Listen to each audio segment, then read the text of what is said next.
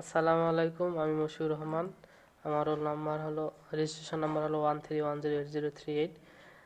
আমরা MCU 8051 এর মাধ্যমে ডট ম্যাট্রিক্স দিয়ে নামের প্রথম দুই অক্ষর MR এবং রোল নাম্বার শেষ দুই ডিজিট 38 চালাবো।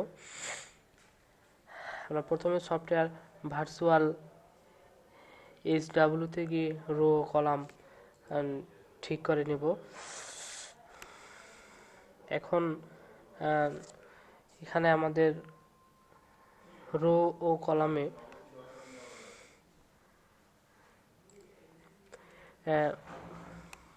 বিটগুলো পোর্টগুলো আমরা সবগুলো 0 ধরে নিয়েছি, আর কলামে পোর্টগুলো সব 1 ধরে নিয়েছি।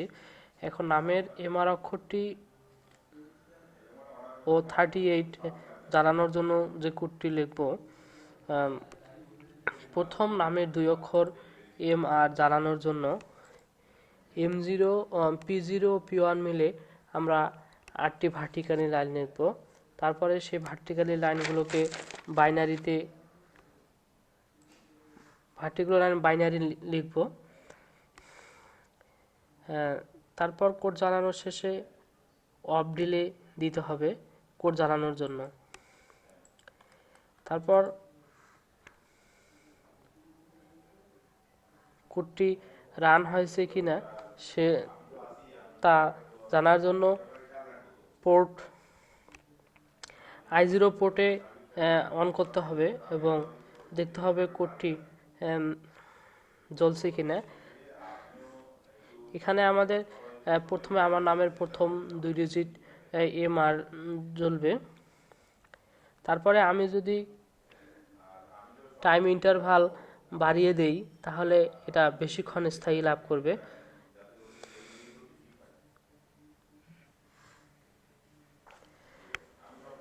তারপরে আমরা দেখব আমার রোল নাম্বারের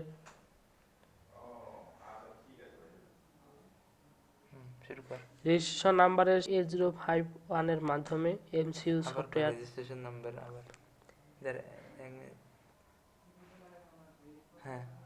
এভাবে আমার রেজিস্ট্রেশন নাম্বারের শেষ দুই ডিজিট 38 জানানো দেখলাম। এভাবে 8051 মাধ্যমে MCU সফটওয়্যার দিয়ে খুব সহজেই নাম ও রোল নাম্বার লিঙ্কিং করা সম্ভব। আসসালামু আলাইকুম।